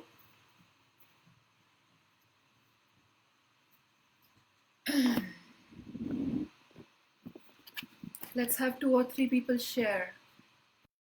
How did it feel to move your body and to bring the goddess to life? Remember that. Remember, in these times especially, I want you all to remember this most important fact, that the goddess can only come alive through you, through your body. I told my students sometimes that we are all praying right now to the goddess. Please save us from this crisis. What if the goddess is also praying to you? What if the goddess is also praying to you that please offer your body to me so that I can do my dance in the world, so I can speak my truth in the world, so I can do my healing in the world, so I can do my protection in the world. I need your body. I need your voice. So every time you pray to the gods and goddesses, remember that they might also be praying to you. That please get out of your own way and rise up. Occupy space. Occupy your power. Occupy your inner goddess and inner God. Just something to remember. Every time you're praying, remember that they might be praying to us also. We have to work as co-creators of life, together, hand in hand. Goddess will take one step, we will take one step, and together we will move forward. The gods and goddesses can only come to life through our bodies. So offer your body. Work on yourself. This is a great time to do internal work. Do shadow work. Shadow work is so important. So many people have requested me, so I'm going to announce soon a special workshop, 21 days workshop, only on shadow work, where 2-3 days I will just send you work to do on emails, and every 3rd or 4th day we will have a video call on Zoom. Shadow work is very important. The collective shadow of the whole world has been like revealed. It's like the dams have been broken open and suddenly we see all of the collective shadow. But how can we do collective shadow? What is the collective made of? Collective is made of individuals, each and every one of you, each and every one of us. So if I can just take responsibility to do my own shadow work as an individual, then the collective shadow will also happen. Okay, so keep offering your body to bring her to life. Okay, Jody. Oh my God, OMG, that was amazing. Thank you so much, Jody. I will never forget this feeling. The goddess is alive in my body, and you have the most fierce eyes I've ever seen. Thank you. Thank you, my dear. Thank you. It's taken me many, many, many years. Believe it or not, everyone that sees me right now, they think that I was born like this, fierce in my power. No. I have a big voice of low self-esteem, fear of anger, fear of so many things, feeling too small, everything. I have allowed people to violate my boundaries left, right, and center, abuse me, take advantage, be a doormat, that I was a person. It's just all of this shadow work that I've been doing has brought me more and more aligned with my light. When do you find the brightest stars? On the darkest night. So if you want to awaken into your brightest light, you will have to go into your darkest darkness. Shadow work, very important. Please do it. With my workshop or whoever else's or on your own, just do shadow work, please. Thank you, Jody, for kind words. I'm deeply humbled. Deep bow. Thank you. It's, to me, it's like we are creating this together. If you all don't participate, then I don't get energy. Even if I cannot see you all, the more you all participate, the more energy I feel. And the more she comes to life also, she gets channeled also. Maria Magdalena, please write the name of the goddess. Oh, it is there on the title, my dear. In the description of this live video, it should be there. Kayani. Adelia, oh wonderful. I love you, teacher. Beautiful, Archana. Oh, missed the class. Maybe it will be recording. Yes, it'll be recorded. Anybody else that feels like sharing how they felt after the movement practice? Otherwise, I'll do the closing. Yes. Okay, Jody says, yes, I need shadow work. Wow, thank you so much. Yes, it's a joy. It's a joy. Thank you for me. Okay, thank you, Amita. Thank you so much for your kind words. Okay, so if he wants to share any more how they felt with the movement, Alia says, I felt a bit shy to follow along, but at the same time, my heart longed for more intensity. So empowering. I want to repeat this until I release all the shyness layers. You are inspiration, my dear Sufiana. Thank you for sharing your gifts. Thank you so much. Thank you, Alia. In my Women's Circle Teacher Training course, actually, we have a whole day of Kali session, and our shadow work session is at least 2 hours. This was 5 minutes, 2 hours, and that is not guided. People are not doing what I'm doing. They just go into their own inner darkness and they do whatever comes up through them. So, yes, Amita, hopefully we will meet soon. Lola, I felt very empowered. Thank you so much for a beautiful release. Yes, wonderful. Thank you all so much. So for the closing, let's close our eyes for just a few minutes. Maybe we do the full compassion meditation, which I was planning to do for the closing tomorrow, because now time is almost more than up. So maybe right now we just send healing prayers to the whole planet. And then tomorrow I'll do the full compassion meditation. It will be much longer then. Yeah. So let's bring our hands here. And in front of your hands, imagine the whole planet Earth. And first on this planet Earth, see your loved ones. And from your heart, whatever love energy you have awakened, from your belly chakra, whatever power you have created in this session, and then from your third eye, whatever clarity and alignment with truth you have created, being the center in the middle of the storm, the energy, from your heart, belly, and third eye, send all the three energies of love, power, and clarity. Commitment to seeing your truth, deeper truth, sending it to the whole planet now, to every being that is suffering, every being that needs our support. Sending deep compassion to them.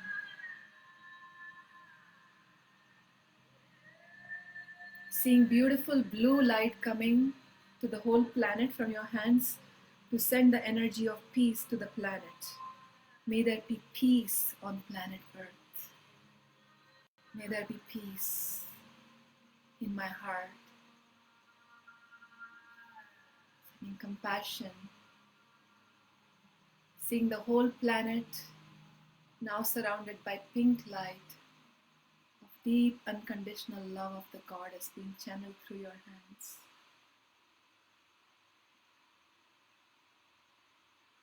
Now bring the hands to wrap around your own heart, hugging yourself. We are deprived of touch from other people these days, so just hug yourself. And tell yourself, I am holding you through these hard times. Your higher self is hugging your normal self. Your higher self is telling you that you are safe in my arms. I'm holding you. I'm supporting you through everything that you are going through. Then just a metaphorical hug to all our loved ones. My loved ones are safe, supported. I'm holding them with my heart, with my love. Tight, passionate hugs to all your loved ones. Now give a hug to every person that is suffering on this planet right now. Send a loving hug to every person that is suffering.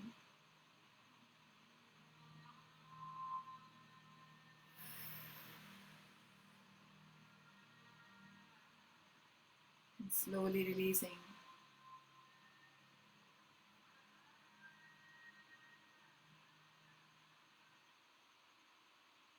Shanti mantra with a final closing. Bringing the hands again in a namaste in front of the third eye. Bring the attention and energy on the third eye. Breathe into your third eye. Shanti mantra. Let us begin. Deep breath. Om Shanti Shanti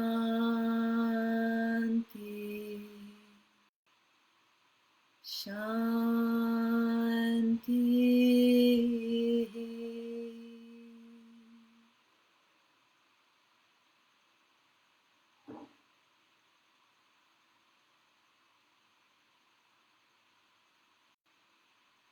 Love to you all, my beloveds. Stay safe, stay protected. You all are in my heart. Thank you for your beautiful presence. And thank you for your fierce, fierce, fierce goddess Katyayani coming alive. Thank you. Thank you, Sylvia. Thank you all for your wonderful comments, wonderful sharing. Thank you. Blessings.